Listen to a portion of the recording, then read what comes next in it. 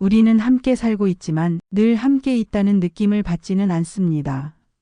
중년이 되면 서로에게 익숙해지는 만큼 서로를 놓치기 쉽습니다. 예전엔 그 사람의 말 한마디에도 웃었는데 지금은 말을 아끼는 게 편해졌습니다. 예전엔 눈빛만 봐도 알았는데 지금은 말을 해도 오해가 됩니다. 그래서 우리는 종종 이런 생각을 하게 됩니다. 같이 살아가고는 있는데 우리는 지금 행복한 걸까? 중년 부부의 행복은 더 이상 로맨스에서 오지 않습니다. 눈부신 설렘보다는 조용한 평안에서 함께하는 의미에서 다시 믿을 수 있는 존재로 느껴질 때 비로소 행복이 시작됩니다. 오늘은 그 행복을 다시 되찾기 위한 가장 확실한 3가지 방법에 대해 이야기해 보려 합니다. 크고 특별한 비법이 아닙니다. 아주 사소하지만 진심으로 실천할 수 있는 작고 분명한 3가지입니다. 첫 번째 방법. 잘 듣는 것에서 다시 시작하세요. 행복한 부부의 공통점은 서로를 잘 듣는 것입니다. 하지만 중년이 되면 듣기보다 추측하고 기다리기보다 판단합니다. 이 사람이 또 이런 말을 하겠지. 이런 얘긴 들을 필요도 없어.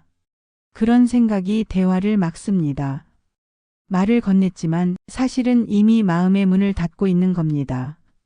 잘 듣는다는 건 그 사람의 감정을 먼저 이해하려는 태도입니다. 말을 다 듣고 나서 그래서 어떻게 해줄까가 아니라 그랬구나, 그때 마음이 그랬구나 하고 감정의 결을 먼저 만져주는 것. 듣는다는 건 말의 의미보다 그 안의 마음을 받아주는 것입니다. 사소한 불만이라도 작은 표현이라도 진심으로 귀를 기울이면 상대는 다시 마음을 엽니다. 행복은 말에서 시작되지 않습니다. 진심으로 들어주는 순간에 마음이 먼저 움직입니다. 두 번째 방법. 작은 표현을 절대 잊지 마세요. 중년 부부가 자주 놓치는 건 말하지 않아도 알겠지라는 믿음입니다. 하지만 관계는 표현하지 않으면 식어갑니다. 고맙다는 말, 미안하다는 말, 보고 싶었다는 말, 수고했다는 말. 이런 말들이 사라질수록 두 사람 사이에는 조용한 거리감이 생깁니다. 표현은 감정을 지키는 습관입니다. 매일 거창할 필요 없습니다. 퇴근길에 함께 마시는 커피 한 잔.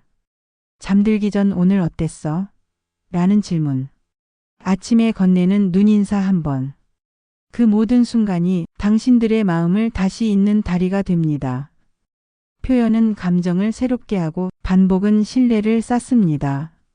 작은 표현이 쌓일수록 우리는 사랑받고 있다는 감정을 서로에게 선물하게 됩니다. 세 번째 방법. 같은 방향을 다시 확인하세요. 부부는 함께 걷는 사람입니다.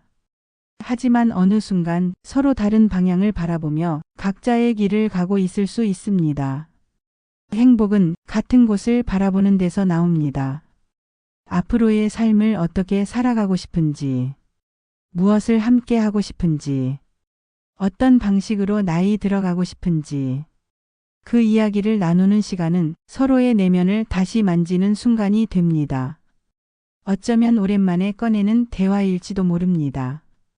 어색할 수도 있고 불편할 수도 있습니다. 하지만 그 대화 속에서 당신은 다시 이 사람이 나의 동행이구나 하는 마음을 찾게 될 겁니다. 같은 방향을 확인하는 부부는 작은 갈등에도 흔들리지 않습니다. 삶이 힘들어도 그 사람과 함께라면 버틸 수 있다는 확신이 그 관계를 다시 따뜻하게 지켜줍니다. 우리는 때로 사랑을 잊어서가 아니라 표현하지 않아서 멀어지게 됩니다. 우리는 때로 상대가 변해서가 아니라 내가 닫혀 있었음을 나중에서야 알게 됩니다. 지금이라도 괜찮습니다. 늦지 않았습니다. 그 사람의 말을 처음 듣는 것처럼, 그 사람의 손을 처음 잡는 것처럼 조용히 다시 다가가 보세요. 행복은 거창한 기념일보다 매일의 사소한 순간들에서 조용히 자라고 있습니다. 중년 부부가 다시 행복해지는 3가지 방법. 잘 듣는 것, 작게 표현하는 것, 같은 방향을 다시 확인하는 것.